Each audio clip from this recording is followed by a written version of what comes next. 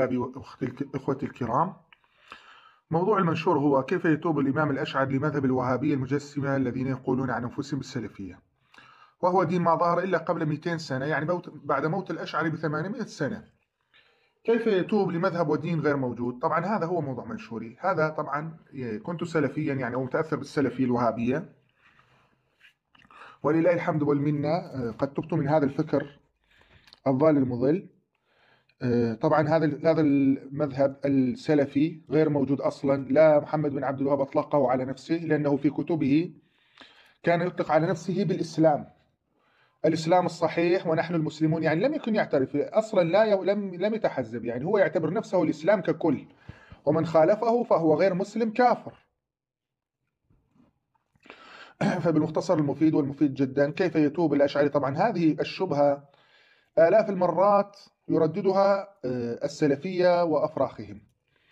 طيب كيف يتوب الإمام الأشعري لعقيدة أصلا غير موجودة؟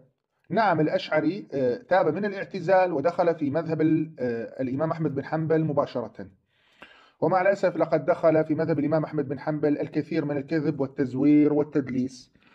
لندخل هنا بمسألة مثلا الصفات، وأين الله، والأعضاء لله، هل الله له جسم؟ هل الله له يد؟ هل الله له أعضاء؟ هل الله له حيز أطيط؟ في هذا الفيديو سنستعرض أهم مصدرين، بعض مصادر أهل السنة ومنها بعض كتب الحنابلة وكتب أكبر مذهب سني هو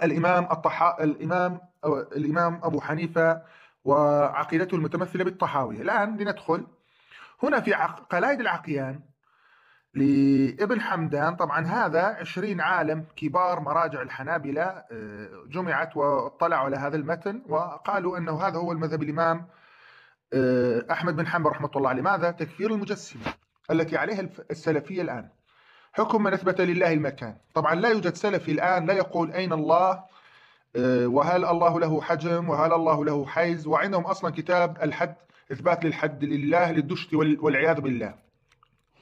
ماذا يقول هنا ابن حمدان؟ فمن اعتقد أو قال أن الله بذاته في كل مكان أو في مكان فكافر. أعوذ بالله من الشيطان الرجيم. يعني تكفير صريح للسلفية الوهابية الآن.